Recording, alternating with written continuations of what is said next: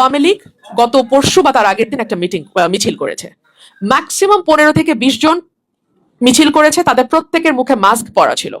So এবং মাথায় cap পরা, মাস্ক এবং ক্যাপ যখন পরা থাকে তখন কারো চেহারা আইডেন্টিফাই করা ইজ এক্সট্রিমলি ডিফিকাল্ট। আমি খবর নিয়ে দেখলাম সেই মামলায় 150-এর উপরে আসামি করা হয়েছে। মিছিলে ছিলই 15 থেকে 20 জন, 150 জনকে আসামি করা হয়েছে। এবং এই আসামি কেন করা হয়েছে জানেন? বাণিজ্য করার জন্য। বাণিজ্য করার জন্য ভয় দেখানো হয় ফোন দিয়ে, নাম কিন্তু দিয়ে দিব টাকা না দিলে, এত টাকা দিতে হবে। এবং লোকাল বিএনপি লিডারদের পুলিশের সঙ্গে ডিরেক্ট কানেকশন থাকে, পুলিশের সঙ্গে টাকা পয়সা লোকাল বিএনপি লিডাররা ভাগ বাটোয়ারা করে করে কোন মামলায় কতজন আসামি দিবে, কিভাবে দিবে সেটা ঠিক করা হয়। আসসালামু আলাইকুম। আমি পুরো বাংলাদেশের মানুষের পক্ষ থেকে সবার আগে ধন্যবাদ দিই ব্যারিস্টার রুমিন ফারহানাকে, উনি সত্যি কথা বলার জন্য। আর আমার অন্তর থেকে ব্যারিস্টার রুমিন ফারহানাকে ধন্যবাদ নয়, স্যালুট জানাই। উনি একমাত্র ব্যক্তি যিনি আমেরিকার সঙ্গে যে গোলামি চুক্তি করছে তার বিরুদ্ধে সংসদে কথা বলার জন্য। সংসদে 300 জন এমপি আছে, তার মধ্যে একমাত্র রুমিন ফারহানা আমেরিকার চুক্তির বিরুদ্ধে আওয়াজ তোলার চেষ্টা করছে।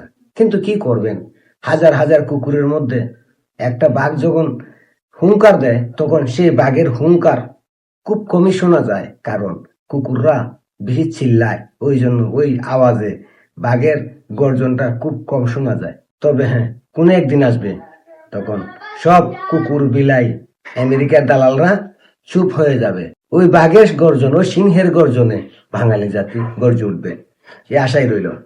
এবার আসেন, আমাদের রুমিন ফারহানা আপা সত্যি কথা বলছেন। 15 জনের মিছিল করে 150 জনের বিরুদ্ধে মামলা হয়।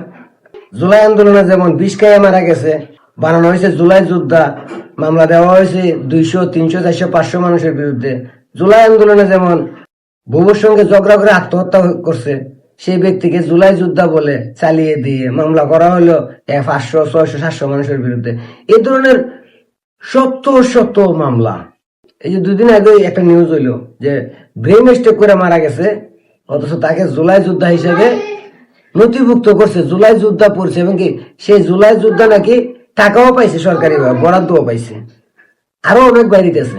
তো এটা নিয়ে বিষয় না, আমি একটা কথাই বলতে চাই, এই মামলা বাণিজ্য এগুলো দিয়ে আওয়ামী লীগকে আটকানো যাবে না।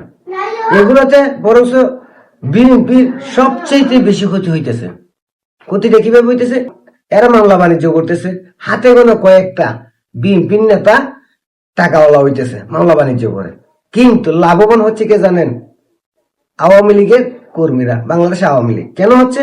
কারণ এই বিএনপির হাতে গোনা কয়েকজন নেতা মামলা বাণিজ্য করে কোটিপতি হচ্ছে, বদনামি হচ্ছে বিএনপির, আর সুনাম হচ্ছে আওয়ামী লীগের। কারণ কোনো কিছু তার গোপন থাকে না। এই যে 15 জনে মিছিল করে 150 জনের মামলা, তার মানে আপনি চিন্তা করেন, এই 150 জন তো মিছিলে যায়নি, এদের বিরুদ্ধে মামলা হইতেছে, এগুলো তো জনগণ দেখতেছে। ভাই, জনগণ কি দেখে না? এগুলো জনগণ বুঝে না? বুঝে। জুলাই আন্দোলনে হাজার হাজার ভুয়া মামলা, এগুলো জনগণ বুঝে না? বুঝে। এই যে আওয়ামী লীগের 15 জনে মিছিল করে 150, 200, 300 জনের বিরুদ্ধে মামলা দিয়ে দেয়, এগুলো জনগণ বুঝে। আর তাই আমার মনে হয় এই মামলাগুলো এই আওয়ামী লীগের কর্মীদের হেনস্থার কারণে লাভবান আওয়ামী লীগই হচ্ছে, আর ক্ষতিগ্রস্ত হচ্ছে বিএনপি হাতে গোনা কয়েকজন মামলাবাজ, লুবি, শয়তান নেতাদের জন্য। তো বিএনপি যতদিন এসব করবে ততদিন আওয়ামী লীগ লাভবান হবে। আওয়ামী লীগের শক্তি তৃণমূল। এই তৃণমূলকে আপনি যতই কষ্ট দিবেন, যতই জ্বালাবেন, যতই তাদেরকে দৌড়াবেন, তারা ততই শক্তিশালী হবে, তারা ততই গর্জে উঠে। এটা আওয়ামী লীগের একটা ইতিহাস। আওয়ামী লীগের ইতিহাস যারা জানেন তারা অবশ্যই অনুভব করতে পারেন। এই আওয়ামী লীগের কর্মীদের নির্যাতন করে তো দমানো যাবে না। বা 1975 বঙ্গবন্ধুর সপরিবার হত্যার পর আওয়ামী লীগকে কি করে নাই বলেন? বাংলাদেশে আওয়ামী লীগের অস্তিত্ব ছিল না বলে দাবি করা হয়েছিল। সে আওয়ামী লীগ ঘুরে দাঁড়াইছে, কারণ আওয়ামী লীগের শক্তি নেতায় নয়, আওয়ামী লীগের শক্তি তৃণমূলে। এই তৃণমূলকে আপনি যতই জ্বালাবেন, যতই পোড়াবেন, যতই কষ্ট দিবেন, এই তৃণমূল ততটাই শক্তিশালী হয়ে লুকে দাঁড়াবে। কত মামলা দিবে বলেন? 5 তারিখের পরে কত হাজার হাজার মামলা হয়েছে। এরপরে কি আওয়ামী লীগকে আটকানো গেছে? ফ্লাইওভারে ঝুলিয়ে রাখা হয়েছে ছাত্রলীগের কর্মী বইলা 5 তারিখের পরে শত শত আওয়ামী লীগের, ছাত্রলীগের, যুবলীগের কর্মীদের মারা হয়েছে, মামলা দেওয়া হয়েছে, হয়রানি করা হয়েছে, দেশ বাড়ি ছাড়া করা হয়েছে। আটকায় রাখতে পারছে? পারে নাই তো, পারবে না। কারণ আওয়ামী লীগের শক্তি নেতাই নয়, তৃণমূলে। এই আওয়ামী লীগকে যতই কষ্ট দিবেন তারা ততই শক্তিশালী হয়ে দাঁড়িয়ে থাকবে।